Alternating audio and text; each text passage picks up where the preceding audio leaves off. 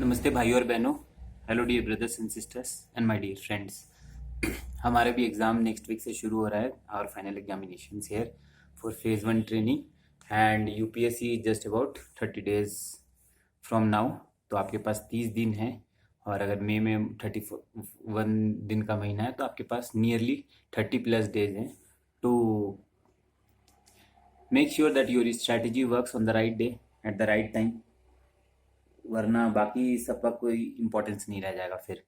ठीक है, so there are few things which I wanted to communicate since I been getting a lot of queries and doubts regarding the preparation and how you can actually improve your marks. First of all, whatever marks you are getting now, if you are getting in the range of 80 to 120, you have a good chance. If you are getting less than 80 out of 200, you have to improve. However, 30 days is a long time. When I am saying 30 days is a long time, I always see from my point of reference. Don't start panicking. There is nothing which you will gain from panicking. आप panic कर जाओगे तो उससे number तो नहीं बढ़ जाएंगे.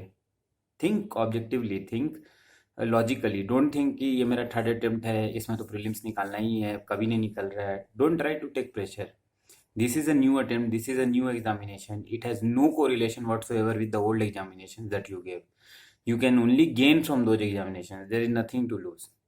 Also, don't try to go for 100 test series solving. Even if you solve 5 test series and if you see detailed answer of each of the test series, you might be in a better position and better placed compared to a person who is not solving it properly and just for the namesake trying to complete maximum number of test series. We have seen a lot of people solving a lot of test series and not making it to the list. So don't get into the trap of solving more number of questions. Of course, more number of questions is good, but if you start getting कि हाँ इस test series को हमने पूरा complete किया है, revision of things is much more important at the end rather than fresh reading. So start revising the concepts, start revising the data points, start revising the facts, or start revising some of the current affairs that you have studied. Revision will take you a long way. See, the questions of UPSC are not meant to derive a particular cutoff. Last year the cutoff went less than 100. 2 years back the cutoff went to 116. So based on the level of the questions, the cutoff will vary and it has to vary. So don't think if you are getting 90 only, you will not get selected. There are many people who will perform better than what they are performing in test series and vice versa. So all you need to make sure is you are learning from what you are doing and the process you are following. So there are few tricks which I always feel newcomers, like I was a year or two back before, do not know in the actual examination of UPSC, and last 20-30 days we start losing the core strength, start losing the confidence, start doubting ourselves कि हमसे नहीं होगा, and then things start going in the wrong direction. So some of the things which I feel important is spend time on these things, whatever I am saying. Do see maps, जो नक्शा है, world map and India's map, and see what kind of questions UPSC is asking. They are asking from maps nowadays. Nagpur कहाँ पे है, कौन सा बीच में आता है, इस स्टेट से इस स्टेट जाने में कितना टाइम लगेगा. Give just 1-2 hours to map on one particular day.